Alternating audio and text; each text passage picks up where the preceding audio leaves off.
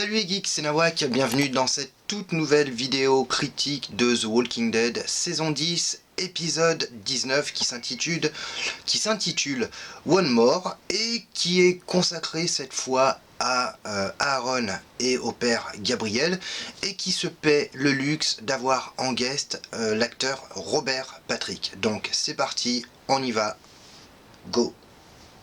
Épisode 19, saison 10 de The Walking Dead. Donc on est toujours dans ces épisodes bonus proposés par IMC. Et franchement c'était un bon épisode. C'était un bon épisode bonus qui remplit parfaitement son rôle d'épisode bonus. On n'est pas comme l'épisode précédent qui...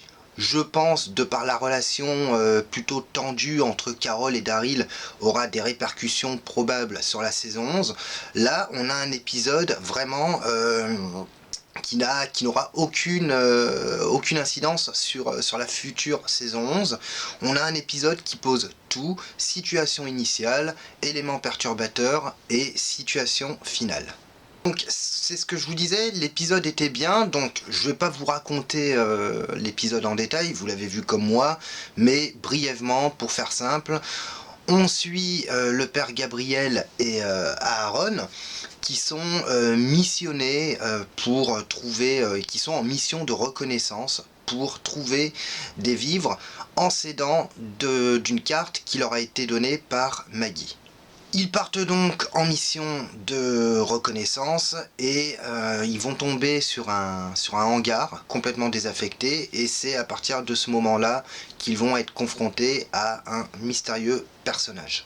Du coup, l'épisode se scinde, on va dire, en deux parties, c'est-à-dire on a toute la première partie qui se déroule en extérieur et toute la deuxième partie qui se déroule en intérieur dans ce hangar. La première partie était sympa, voilà, alors ça fait un peu remplissage, voilà, j'ai trouvé cette première partie un peu trop longue, mais c'est quand même sympa et on a quand même des choix esthétiques qui contribuent à rendre l'épisode, on va dire, assez intéressant. On a par exemple en début d'épisode cet effet de brume sur la forêt. Voilà, on a les éclaboussures de sang sur les fleurs quand Gabriel affronte les rôdeurs, donc ça j'ai trouvé plutôt cool, plutôt esthétique. Voilà, et de par l'ambiance qui règne, j'ai l'impression qu'il y a un espèce de retour, comment dire, un espèce de retour aux sources qui est pas franchement déplaisant, hein. J'ai l'impression vraiment de me retrouver, de par l'atmosphère et tout, de me retrouver dans l'ancien The Walking Dead. Et en plus de ça, il y a quelque chose que j'ai plutôt bien aimé. Donc c'est quelque chose, j'en avais déjà parlé dans ma précédente critique pour l'épisode 18. C'est que là, les scénaristes se permettent même avec une certaine légèreté, se permettent même une touche humoristique. Et c'est vrai que ce côté un peu humoristique, c'est quelque chose de nouveau dans The Walking Dead, c'est quelque chose auquel on n'était pas habitué.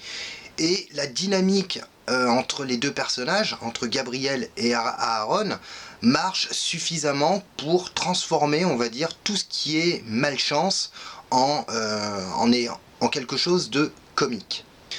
On passe maintenant à la deuxième partie qui se déroule dans le hangar. Donc là aussi on a, malgré le côté un peu enfermé, un peu apocalyptique, là aussi encore une fois on a quelques éléments comiques, notamment la confrontation entre Aaron et le sanglier et la petite partie de poker improvisée entre le père Gabriel et Aaron. Et d'ailleurs à ce sujet, je sais pas si vous avez fait attention, mais le whisky que les deux personnages boivent, sur la bouteille il y a marqué Duane Jones whisky, je crois, et ça renvoie au personnage de Duane qui était le fils de Morgan. Cette deuxième partie est à mon sens la meilleure. Voilà, c'est une partie qui est quand même bourrée de tension, donc ça je vais y revenir après. Donc on a la partie de poker improvisée entre Gabriel et Aaron, et on a une discussion entre les deux personnages. D'ailleurs, on a Gabriel qui revient sur un épisode de sa vie passé, donc ça permet d'en apprendre un peu plus sur le personnage quand il évoque son séminaire.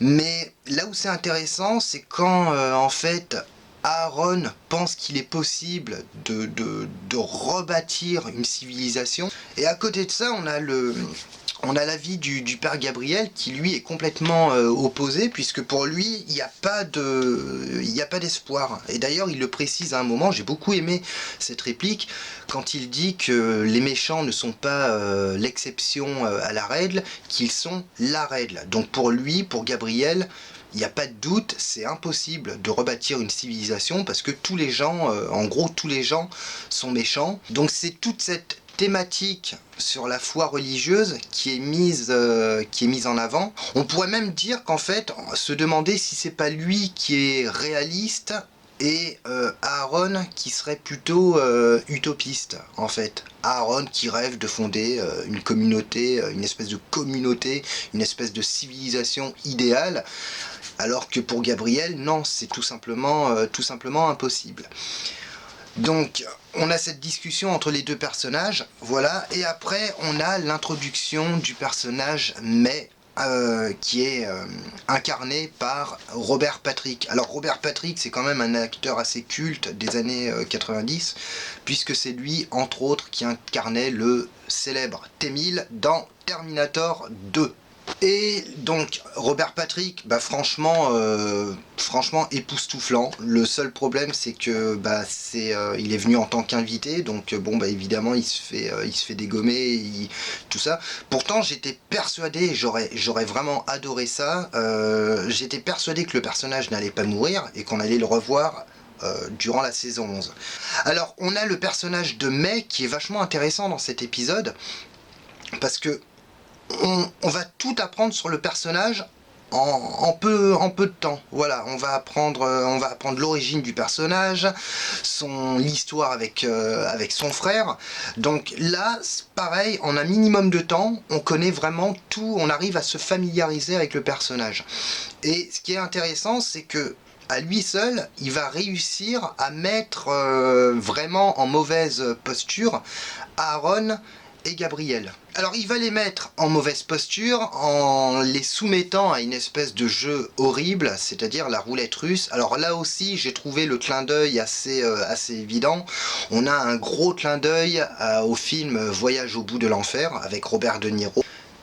Et nos deux personnages vont être confrontés à un choix assez dur, puisque aussi bien Gabriel que Aaron, ils vont avoir le choix entre tuer ou se suicider. Donc pour Gabriel, il s'agira évidemment le suicide, aussi bien le suicide que le meurtre, c'est un acte de péché. Alors en termes de tension, c'est un peu léger, on va dire, parce qu'on sait très bien que Aaron et Gabriel vont survivre. On le sait, on sait qu'ils ne vont pas mourir, mais en termes de torture, entre guillemets, psychologique, je trouve que l'épisode s'en sort vraiment bien. Parce que les nerfs des deux personnages, à travers cette scène, sont vraiment mis à rude épreuve. On a le discours de Aaron, qui est vraiment naturel. Aaron qui dit à May, mais vous n'êtes pas obligé de faire ça, venez avec nous, on a une communauté. Donc ça rejoint un peu son discours qu'il avait avant avec le père Gabriel, dans ce désir de faire une nouvelle civilisation. Il lui dit venez avec nous, on n'est pas tous comme ça, alors que May, lui, c'est quelqu'un, il remplit son rôle de survivant, il tente simplement de survivre, donc on peut même pas dire que le personnage soit forcément méchant, c'est cette notion de survie. Et à côté de ça, on a Gabriel aussi qui essaye quand même de le convaincre, mais ça rejoint en fait le discours qu'il avait avec Aaron en disant que les méchants ne sont pas une exception à la règle, qu'ils sont la règle. Donc là aussi, à travers cette scène, à travers ce triangle de May, Gabriel et Aaron, ça reprend la discussion qu'ils avaient juste avant, et ça met en évidence le point de vue de Gabriel. Les méchants sont devenus sont devenus la règle, mais en même temps il y a ce désir par rapport à Aaron de croire en une certaine bonté. Aaron pense que l'homme n'est pas foncièrement méchant. Voilà, et c'est d'ailleurs pour ça qu'il souhaite bâtir une nouvelle civilisation. Donc la manière dont c'est construit, c'était vraiment intéressant parce que à travers le personnage Mai incarne les deux... incarne aussi bien les croyances de Gabriel, à savoir que les méchants sont la règle, non pas une règle, mais la règle, mais en même temps, il incarne cet espoir par rapport à Aaron, c'est-à-dire cet espoir de, pourquoi pas, construire une nouvelle civilisation. Et finalement, Mai, qui réussit à avoir le dessus, voilà, quand il les a poussés bien à bout, ben Mai décide de les épargner. Et en fait, on comprend ce que voulait le personnage. En fait, c'était tout simplement leur montrer la réalité. C'est-à-dire leur montrer, on va dire, l'imminence de la mort. Et que cette mort, en quelque sorte, c'est ce qui permet d'avancer, en fait. Voilà. Donc, mais c'est ce qui le permet, lui, d'avancer, de se dire sans cesse, puis d'être dans cette position de survivant. Et en fait, c'est ce qu'il veut enseigner au père Gabriel et à Aaron. Il cherche simplement à leur montrer la réalité telle qu'elle, c'est-à-dire dans un monde post-apocalyptique, bah, ce qui compte, c'est la survie et d'être constamment sur ses gardes. Voilà, et de penser constamment qu'on va mourir. Et de penser constamment qu'on va mourir, bah, c'est le meilleur moyen d'avancer et de survivre. Du coup, Mai va libérer nos deux personnages, et en fait, Gabriel va agir sournoisement et va assommer Mai et le tuer. Voilà, et ça contraste vachement cette scène avec le discours qu'avait Mai, ce discours un peu survivaliste. Voilà, puisqu'en fait, le père Gabriel agit plus en survivant qu'en homme de foi. Et enfin, on a la dernière... on a cette action. Et enfin, l'épisode se conclut de manière peu... action. Et l'épisode se conclut sur la découverte du frère de Mai. Donc le frère de Mai qui est toujours incarné par Robert Patrick. Voilà, et le frère de Mai qui apparemment était détenu en captivité et qui préfère donc se suicider. Et ce que j'aime, c'est que là, avec cet épisode, et particulièrement cette deuxième partie, on retourne vraiment aux origines de ce qu'était The Walking Dead, avec ce côté un peu survivaliste. Voilà, moi c'est ce que j'aimais dans The Walking Dead et c'est ce que j'ai retrouvé dans cet épisode bonus, c'est-à-dire un épisode où on n'a pas 50 personnages, où on n'a pas 50 communautés, un épisode là où on a 3-4 personnages et où les scénaristes arrivent à faire une intrigue assez riche en tension. Du coup, quand je disais dans mes précédentes vidéos que The Walking Dead arrivait encore autant d'années après à me surprendre, que ce soit sur l'écriture ou la mise en scène, et bien là, je trouve que cet épisode démontre encore cette capacité à me surprendre. Du coup, c'est fini pour cette critique. N'hésitez pas à me dire dans les commentaires ce que vous en avez pensé. N'hésitez pas à lâcher un pouce bleu. N'hésitez pas à vous abonner, ça fait également très plaisir. Moi, je vous retrouve la semaine prochaine pour la critique de l'épisode 20 de The Walking Dead. Et petite parenthèse, alors qui n'a strictement aucun rapport, normalement, je devrais recevoir incessamment sous peu un nouvel appareil photo. Donc, logiquement, mes vidéos seront en bien meilleure qualité. Voilà, je ferai probablement un unboxing. En tout cas, d'ici là, passez une bonne semaine et moi, je vous dis à bientôt. Au revoir.